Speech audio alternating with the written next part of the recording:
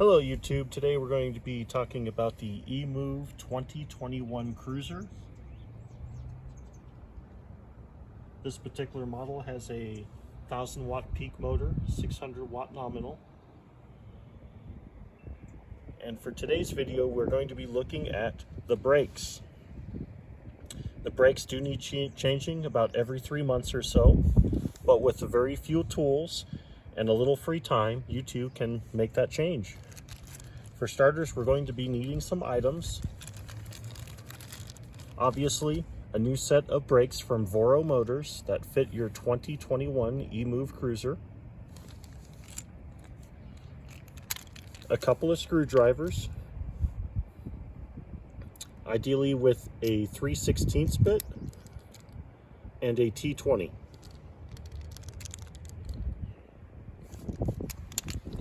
You will also be needing a couple of pliers, ideally needle nose pliers, but you can get away with some linesmen's, and we'll show you how to use everything today.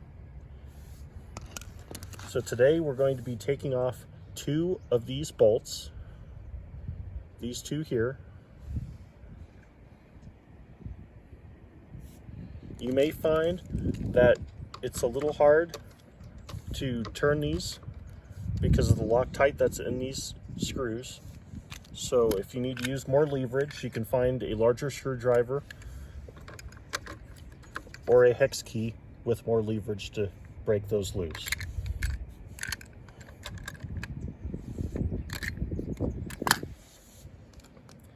We also want to take off the tension to the brake line by inserting your screwdriver into this screw where the end of the line is, and turn that clockwise to release the tension. You do not need to take this screw out completely, just loosen it to take off the tension. Once we've broken free these 2 bolts, let's go ahead and take them all the way out.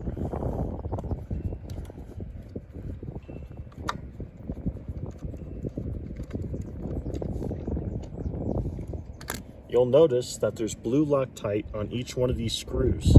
That's what holds these bolts in place from all the vibration on the machine.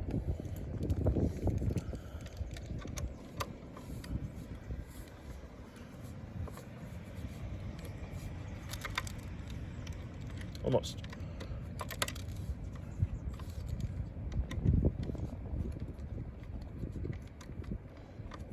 There we go. And the same with this bolt, have blue Loctite. I do recommend reapplying blue Loctite when you reinsert these, but for this demonstration we'll not be doing that today.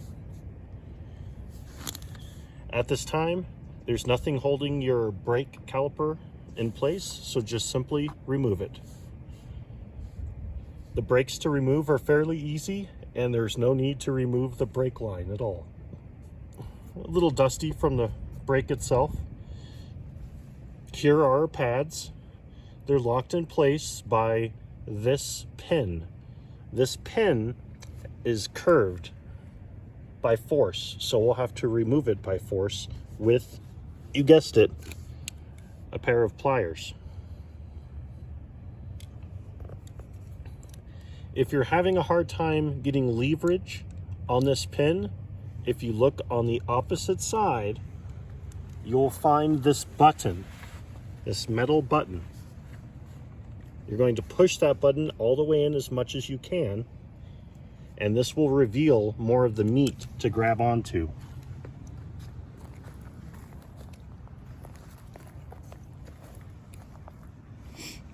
And from there we'll try and do our best to grab it with a pair of pliers and straighten that pin out.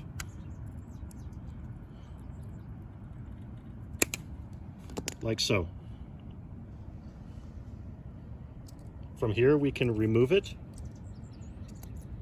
coming all the way out. Don't lose this piece because your new brake pads do not come with a replacement. And now we can remove the brake pad.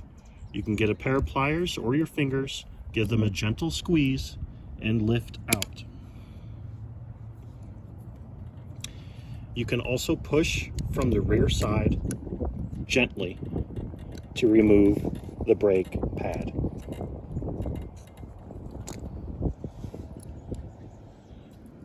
It slides right out, and here is your used brake pad.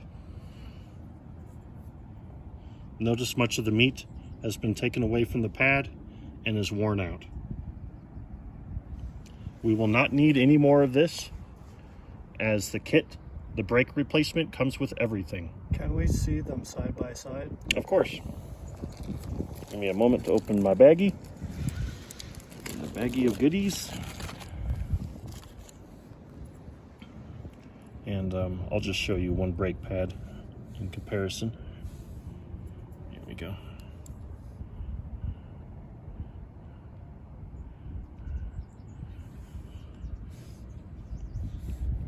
So we're just going to follow the rules, and if you took this out in one piece, you can simply use it as a guide to put everything back together, but it's very simple. Here's your holding pin for the brake pads themselves, and you can see how they really just nicely fit into the grooves themselves, just like so.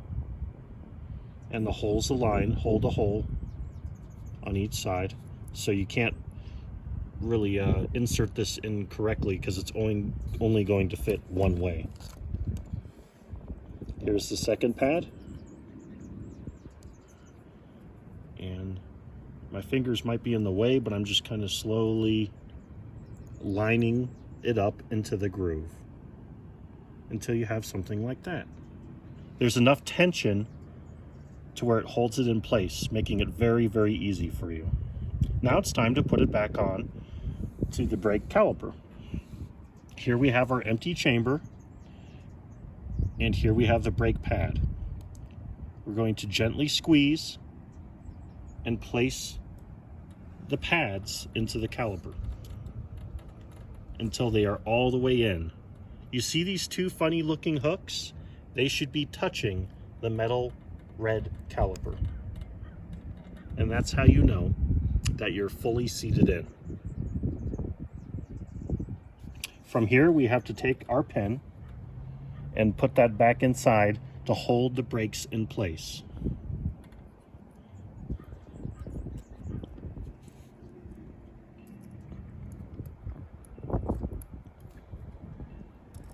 Here's the end of our pen, but just like before, we must bend it back or the pen may fall out and your brakes will fail. Use a pair of pliers, ideally needle nose, but any pliers are fine, and give them a good bend. Once the bend is close to 90 degrees, you should be in the green.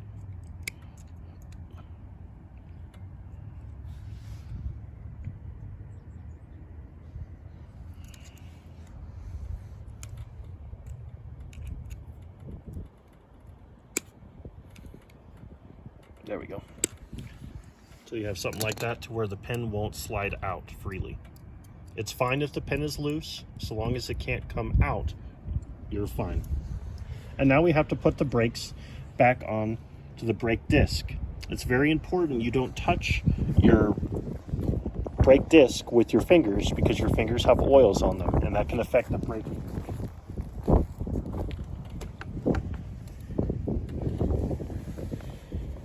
Make sure that the disc pads are in between the disc, the brake disc. A little finagling, but you'll get it in there. And it slides right in. We want to line these two holes back into the bolt line and apply the brakes. You can use your hands to start.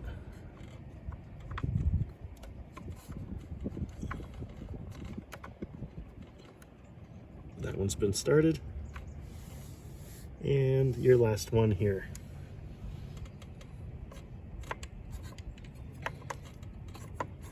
There we go.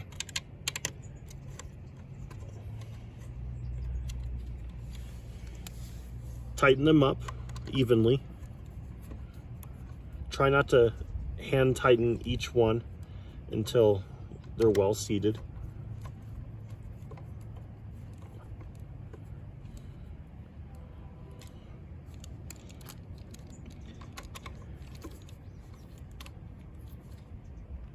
There we go, that's one. And that's two. The last step before testing our brakes is to apply pressure back onto the brake line by turning clockwise until there is a hand tight fit. And what are you doing with your left hand? Oh, I'm simply just holding the tensioner. Okay. Now it's time, if you want to keep the camera on the brakes, all I'm doing, YouTuber fans, is pressing on the brake handle and making sure that we have a brake release. So I'm pressing on the brake now and letting go. That concludes our video, but I do recommend testing and driving and braking in a safe environment before adjusting the brakes any further. With appropriate safety gear. Thank you.